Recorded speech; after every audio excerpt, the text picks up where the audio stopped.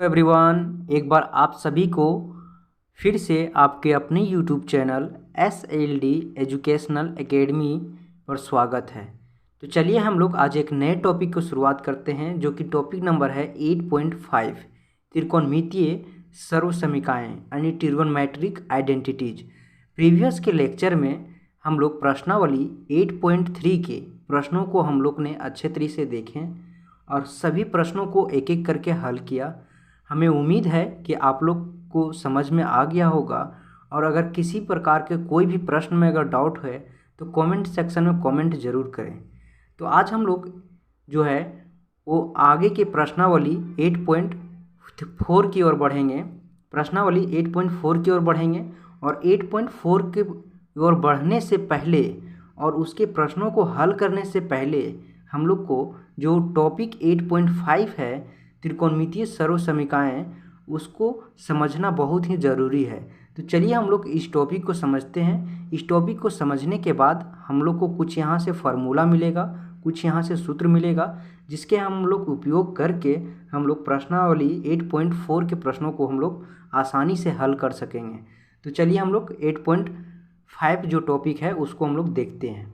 Topic को समझने के लिए सबसे पहले हम लोग एक समकोण त्रिभुज की रचना करेंगे और इस समकोण त्रिभुज की मदद से हम लोग जो इसका परिभाषा है त्रिकोणमितीय सर्वसमीकाएँ को समझने का कोशिश करेंगे। तो चलिए हम लोग एक समकोण त्रिभुज का रचना करते हैं। जैसा कि आप लोग फिगर को देख पा रहे होंगे, ये रहा आप लोग का समकोण त्रिभुज। ये आपका बी जो है वो 90 डिग्री बना रहा है और यहाँ पे हम लोग ये आपका कर्ण हो जाएगा, और जब हम लोग एंगल ए लेंगे तो ये आपका आधार हो जाएगा यानी बी हो जाएगा, और ये आपका ए पी हो जाएगा। तो इस प्रकार से ये समकोण त्रिभुज हो गया। अब हम लोग इसके जो परिभाषा है त्रिकोणमितीय सर्वसमीकाएँ की जो परिभाषा है उसको हम लोग देखेंगे और उसको हम लोग समझेंगे। उसके बाद उस परिभाषा के आधार पर जो हम लोग को सूत्र मिलेगा, जो हम लोग को फार्मूला मिलेगा, उस फार्मूला को हम लोग ड्राइव करेंगे। तो इसका परिभाषा होगा वो होगा किसी कोण के त्रिकोणमितीय अनुपातों से संबंधित सर्वसमीका को त्रिकोणमितीय सर्वसमीका कहते हैं, और यह तब कहते हैं जब संबंधित कोणों के सभी मानों के लिए यह सत्य हो। ये परिभाषा के मदद से हम लोग सबसे पहले जो सूत्र है वो सूत्र को हम लोग प्रूव करने की कोशिश करेंगे। तो चलिए हम लोग सबसे पहले हम लोग पाइथागोरस थ्योरम मालूम है हम लोग को, तो हम लोग पाइथागोरस थ्योरम लेते हैं। AC का स्क्वायर इक्वल AB का स्क्वायर प्लस BC का स्क्वायर, ये हम लोग को पाइथागोरस थ्योरम हो गया। अब हम लोग एक भुजा को लेंगे AC और इसको सभी से हम लोग डिवाइड करेंगे और देखेंगे कि जो सभी मान है, सभी कोणों को संबंधित कोणों का जो मान है वो सत्य है कि नहीं, ये जांच करने के लिए हम लोग एक भुजा को लेंगे AC, और AC को हम लोग डिवाइड करेंगे सभी से। तो यहाँ पे भी होगा AC का स्क्वायर, फिर यहाँ से भी डिवाइड होगा तो भी ये हो जाएगा आपका AC का स्क्वायर। अब हम लोग यहाँ पे देख रहे हैं इसके पर भी स्क्वायर है, इसके पर भी स्क्वायर है, तो ये आपका होल स्क्वायर हो जाएगा यानी पूरा का स्क्वायर। तो AC बाय AC का पूरा का स्क्वायर इक्वल AB का स्क्वायर, यहाँ पे हो जाएगा AC का स्क्वायर का पूरा यहाँ पे हो जाएगा प्लस BC का बाय AC का पूरा का स्क्वायर। अब हम लोग देख रहे हैं यहाँ पे जो है कैंसल आउट होके यहाँ पे 1 बच रहा है, 1 का स्क्वायर 1 ही होता है। अब यहाँ पे देखिए AB जो है AB है AB, ये हो गया आपका B का स्क्वायर, और यहाँ पे हो गया AC यानी H का स्क्वायर, ये पूरा का स्क्वायर हो गया। अब प्लस फिर यहाँ पे BC है तो BC आपका P बाई H का स्क्वायर हो गया। अब हम लोग को पता है B बाई H और P बाई H किसका होता है, यहाँ पे ये B बाई H जो है वो कोस का होगा।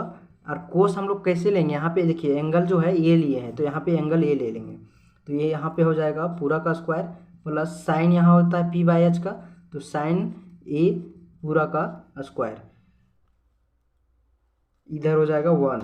तो इस प्रकार से ये जो है आपका 1 equal cos square A plus sine square A हो जाएगा। तो ये जो है ये पहला त्रिकोणमितीय सर्वसमीका है, ये जो है वो पहला त्रिकोणमितीय सर्वसमीका है। तो इस प्रकार से इस फार्मूला को हम लोग जो है वो प्रूव किए। आगे हम लोग इसी प्रकार दो और फार्मूला है इसका, जो दो त्रिकोणमितीय सर्वसमीकाएं हैं वो दो और त्रिकोणमितीय सर्वसमीका है, उस सर्वसमीका को हम लोग देखेंगे। तो चलिए हम लोग सबसे पहले हम लोग अब दूसरा हम लोग ड्राइव करते हैं। तो ये हो गया आपका पहला। दूसरा ठीक हम लोग इसी प्रकार जब जो है हम लोग भुजा जो AC लिए थे उसके जगह पे हम लोग अब AB लेंगे, AB का स्क्वायर करेंगे, यहाँ भी AB का स्क्वायर हो जाएगा, यहाँ भी AB का स्क्वायर हो जाएगा। अब हम लोग जहाँ AB का स्क्वायर किए थे वहाँ AC का स्क्वायर किए थे वहाँ पे AB का स्क्वायर करेंगे, ठीक है। अब हम लोग देखेंगे कि जो है से AB कट के यहाँ पे 1 का स्क्वायर 1 हो जाएगा, 1 हो जाएगा। और यहाँ पे AC जो है आपका H और AB जो है वो B है, यानी H/B हो जाएगा।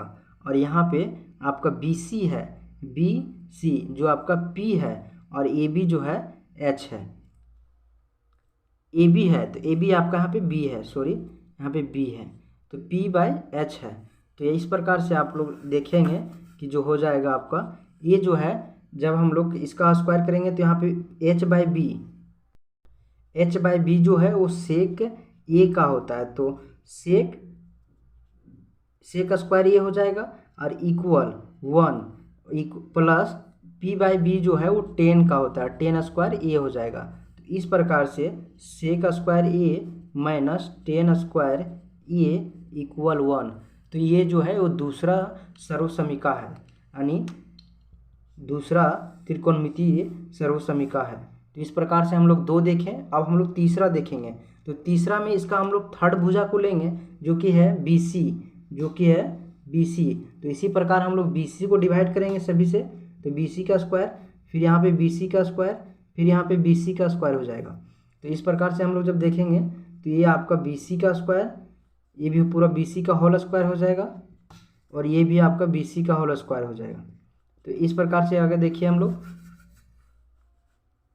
ये AC हो जाएगा H और BC जो होगा P इक्वल आपका AB है, AB होगा आपका B, और BC जो है वो P है, पूरा का स्क्वायर होगा प्लस 1 का स्क्वायर 1 हो जाएगा।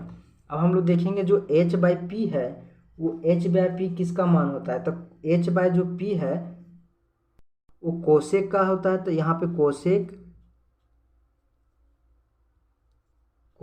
स्क्वायर A हो जाएगा, यहाँ पे जो है फिर इक्वल हो जाएगा, और B/P जो है वो होता है कोट का, तो कोट स्क्वायर A हो जाएगा प्लस 1 होगा।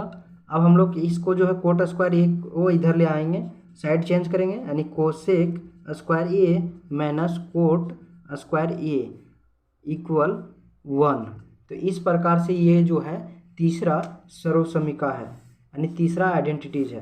तो ये हम लोग इस प्रकार से इस टॉपिक में 3 आइडेंटिटीज के बारे में पढ़ें, और हम लोग देखें कि ये आइडेंटिटीज कैसे आता है, सर्वसमीका कैसे आता है। तो इस तीनों जो सर्वसमीका है त्रिकोणमिति का, इस तीनों सर्वसमीका को हम लोग उपयोग करके, हम लोग यूज करके जो है प्रश्नावली 8.4 के प्रश्नों को हल करेंगे। तो ये फार्मूला को जो है सो अच्छी तरह से आप लोग याद कर लीजिए, और इसका जो प्रूफ है वो देख लीजिए।